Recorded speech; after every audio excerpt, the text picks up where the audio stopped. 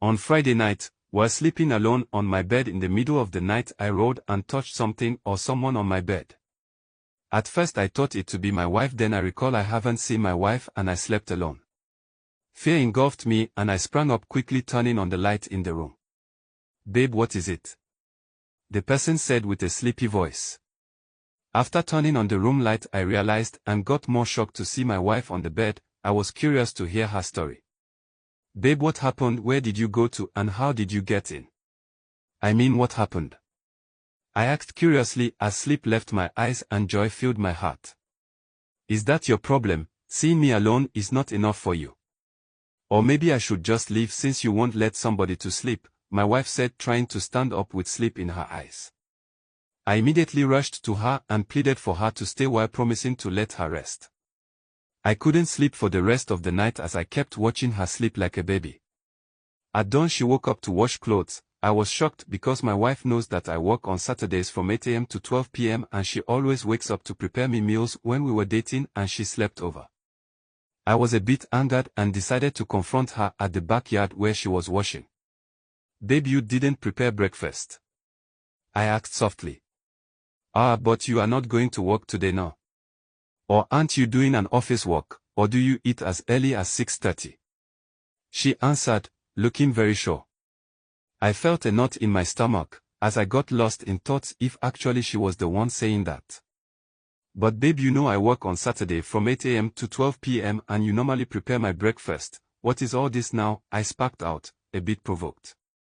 "Sorry, it's a joke, I was just carried away by the washing, please forgive Bibi," she said, making a silly face. "But babe, Bibi is the name I used to call my elder sister. Why are you saying, forgive Bibi?" I asked as I was a bit confused and suspecting something was wrong.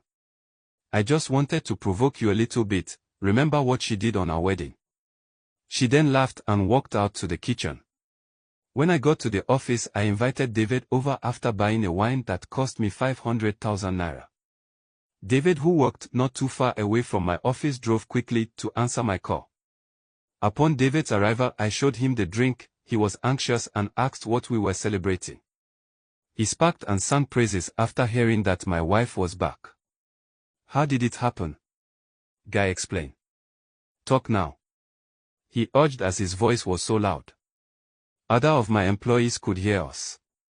He didn't mind, although that was because I owned the company. I explained everything that happened to David and also told him of my concern regarding my wife not remembering certain things. David saw it as less but only encouraged me to get the full gist about her sudden disappearance. I returned from work that afternoon with David very happy.